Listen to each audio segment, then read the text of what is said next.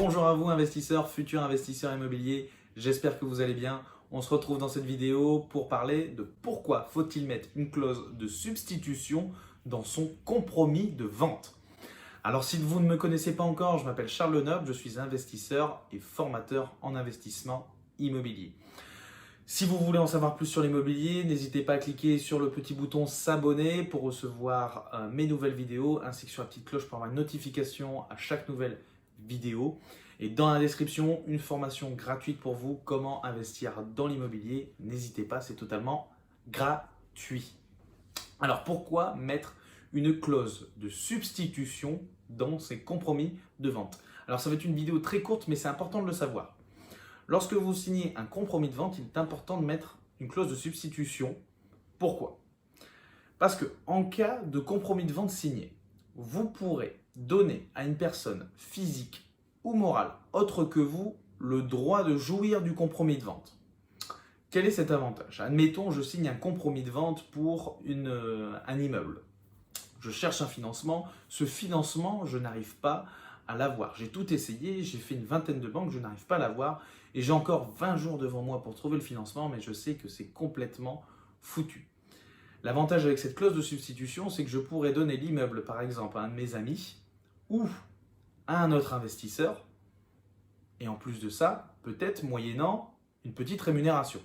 Voilà, je te donne mon compromis de vente, dedans il y a une clause de substitution, tu pourras le prendre avec ta société, ta SCI ou autre, ou en tant que personne physique, en nom propre. En échange, je te demande une petite rémunération parce qu'on est sur un immeuble à 15% de rentabilité. Voilà un petit exemple. Donc ça, c'est la première des choses. Donc ça va être en cas de refus, en cas de si vous voulez revendre votre affaire. Le deuxième des cas, ça va être si vous souhaitez par exemple acheter en société, mais que votre société n'est pas encore créée.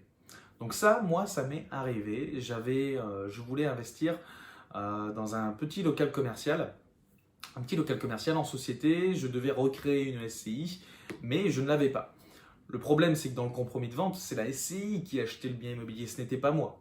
Donc ce que j'ai fait, j'ai mis une clause de substitution dans ce compromis de vente qui disait que toute personne physique ou morale pouvait récupérer ce compromis. Et donc ce que j'ai fait, c'est que j'ai signé ce compromis. Donc j'ai pu le signer en nom propre.